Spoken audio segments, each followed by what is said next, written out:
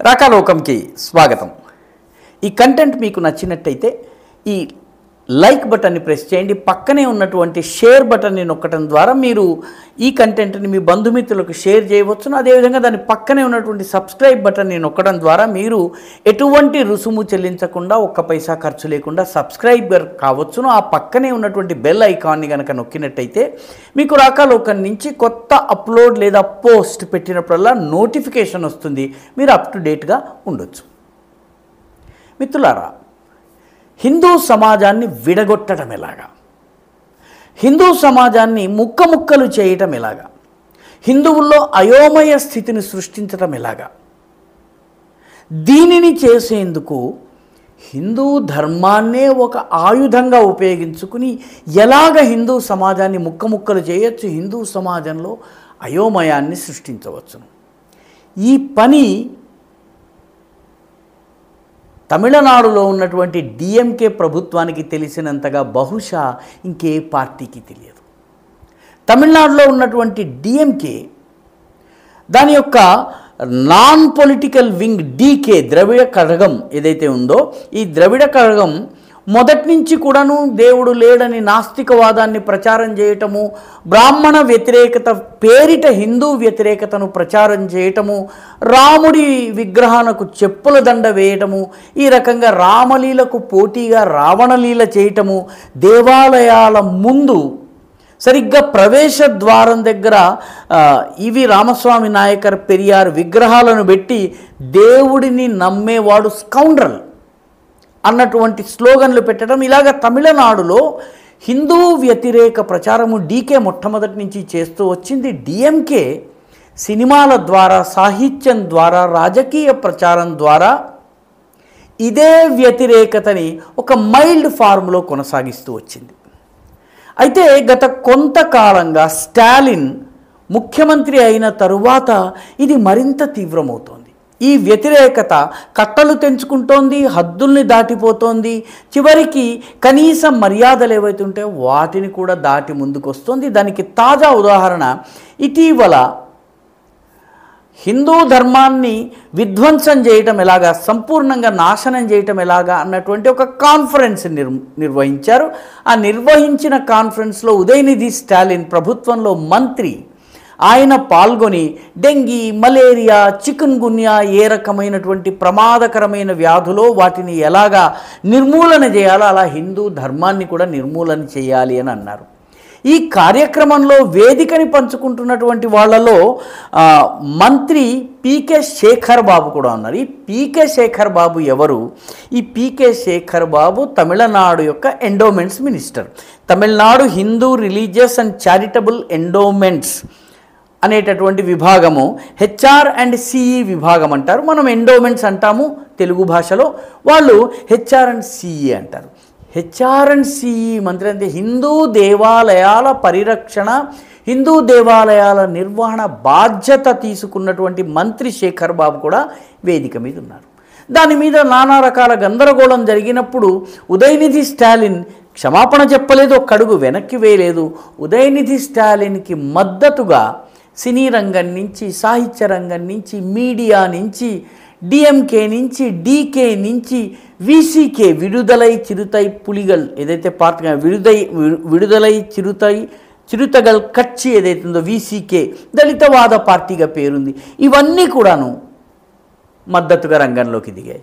ఇప్పుడు తాజాగా హిందూ సమాజంలో అయోమయం సృష్టించడానికి తమిళనాడులో ఉన్నటువంటి ఎండోమెంట్స్ విభాగము HRNC Hindu religious and charitable endowments మంత్రిత్వ శాఖ ఒక ఇంటర్నేషనల్ కాన్ఫరెన్స్ నిర్వహిస్తోంది. ఆ కాన్ఫరెన్స్ పేరు ఇంటర్నేషనల్ కాన్ఫరెన్స్ ఆన్ మురుగన్. దీనిని వాళ్ళు ముత్తమిళ్ మురుగన్ కాన్ఫరెన్స్ అనేటటువంటి పేరుతోటి దిండిగల్ జిల్లాలో ఉన్నటువంటి పళని సుబ్రహ్మణ్యేశ్వర స్వామి మందిర ప్రాంగణంలో ఈ సదస్సును నిర్వహిస్తున్నారు. పైకి చూస్తే చాలా బాగుందనిపిస్తుంది, తప్పేముంది, కుమారస్వామి లేక స్కందుడు లేకపోతే మురుగన్ వీళ్ళందరికీ సంబంధించిన ఈయనకు సంబంధించినటువంటి కార్యక్రమము పళని దేవాలయంలో జరుగుతోంది. దేవాదాయ ధర్మాదాయ శాఖ దీన్ని నిర్వహిస్తోందని అనిపించవచ్చును. ఇది రెండవ ఇంటర్నేషనల్ కాన్ఫరెన్స్. ఇంతకు ముందొక కాన్ఫరెన్స్ 1998 డిసెంబర్లో జరిగింది. స్కంద మురుగన్ ఇంటర్నేషనల్ కాన్ఫరెన్స్ అని జరిగింది. ఈ కాన్ఫరెన్స్లో వీళ్ళు తీసుకొచ్చిన ప్రతిపాదన ఏంటి? నిజానికి మురుగన్ ఒకరు కాదు, ఇద్దరు. ఒకరు స్కంద, ఈయన ఆర్యదేవత, బయట నుంచి వచ్చి మా తమిళనాడు మీద రాజ్యం చేస్తున్నాడు. మా తమిళానికి చెందినటువంటి దేవత ఎవరంటే మురుగన్. కాబట్టి మురుగన్ వర్సెస్ స్కంద, ఇది దీనిలో వాళ్ళు తీసుకొచ్చారు. అంతేకాకుండా అసలు మురుగన్ కానీ స్కంద కానీ దేవుడు కాదు, ఈ మనుషులకి దైవత్వాన్ని ఆపాదించారు, వీళ్ళు దేవుళ్ళు కాదు వీళ్ళు అని చెప్పేసి ఒక వాదన తీసుకొచ్చారు.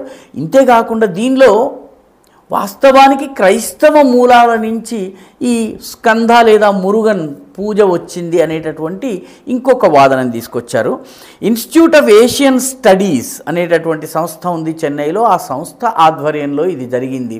ఆ సంస్థ క్రైస్తవ మిషనరీల సహాయంతో, సహకారంతో, మద్దతుతోటి, వాళ్ళతో చేతులు కలిపి నడిచేటటువంటి సంస్థ. ఈ సంస్థకి డైరెక్టర్ పేరు జాన్ శామ్యూయల్. కుమారస్వామి గురించి, స్కంద లేదా మురుగన్ గురించి పళని దేవాలయంలో జరగబోయేటటువంటి ఈ సెమినార్ ఏదైతే ఉందో దానిని 1998లో జాన్ శామ్యూయల్ అనే వ్యక్తి నడిపించారు. ఈసారి ఎవరు నడిపిస్తారు ఇప్పటివరకు స్పష్టం కాలేదు.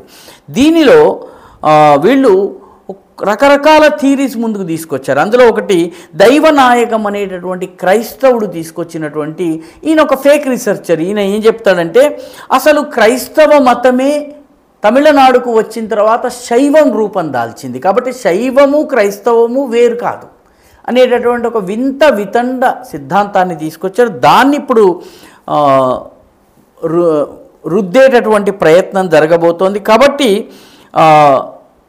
ఈ Murugan versus Skanda is equal to Shaivism is equal to Christianity. ఈ రకమైనటువంటి స్కంద అనే వ్యక్తి ఆర్యుడు, మురుగన్ ద్రవిడుడు, మొత్తం మీద హిందూ సమాజాన్ని కలగాపులగం చేసి అయోమయానికి గురి చేసేటటువంటి ఒక ప్రయత్నం జరగబోతోంది. ఈ శేఖర్ బాబు సనాతన ఎరాడికేషన్ క్యాంపెయిన్లో పాల్గొన్నటువంటి వ్యక్తి, దేవాదాయ శాఖ మంత్రి.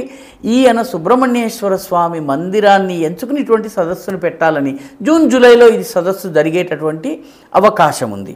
అయితే దీనికి ఈ రకమైనటువంటి విచిత్రమైనటువంటి పండితులుగా పేరున్నటువంటి, స్కాలర్స్గా పేరున్నటువంటి విచిత్ర సిద్ధాంతాలు తీసుకొచ్చే వాళ్ళు ఒక్కొక్కళ్ళని తీసుకొస్తున్నారు. ఇది ఇప్పుడు దీనికి వెనుక జగత్ క్యాస్పర్ అనేటటువంటి ఒక మిషనరీ కూడా ఉన్నారన్నటువంటి వార్తలు వస్తున్నాయి, కన్ఫర్మ్ కాలేదు. అదేవిధంగా దీనిలో సుఖి శివం అనేటటువంటి వ్యక్తి, ఈయన కూడాను ఈ విచిత్రమైనటువంటి ద్రవిడవాద సిద్ధాంతాలని తీసుకొచ్చే వ్యక్తి. వీళ్ళందరూ కూడా ఈ సెమినార్లో పాల్గొనబోతున్నారు. కాబట్టి హిందూ ధర్మాన్ని అయోమయం పాలు చేసి సుబ్రహ్మణ్య స్వామి విషయంలో కన్ఫ్యూజన్ క్రియేట్ చేసేటటువంటి ప్రయత్నము తమిళనాడులో జరుగుతోంది. దీనికి ఎండోమెంట్స్ మినిస్ట్రీ సహకరిస్తోంది, రాష్ట్ర ప్రభుత్వం సహకరిస్తోంది. దీని వెనుక మిషనరీ శక్తులు ఉన్నాయని చెప్పి వార్తలు వస్తున్నాయి. కాబట్టి ఇటువంటి సదస్సులు ఏవైతే జరగబోతున్నాయో ఈ సదస్సుల వాస్తవ స్వరూపాన్ని అర్థం చేసుకుని దీనిపైన ప్రజా చైతన్యం ద్వారా పోరాటం చేయవలసినటువంటి సమయం ఆసన్నమైంది. ఈ వీడియో మీకు నచ్చినట్టయితే లైక్ చేయండి, షేర్ చేయండి, ఈ ఛానల్కు సబ్స్క్రైబ్ చేయండి. మీ అభిప్రాయాన్ని కమెంట్ల రూపంలో తప్పనిసరిగా పంపించండి.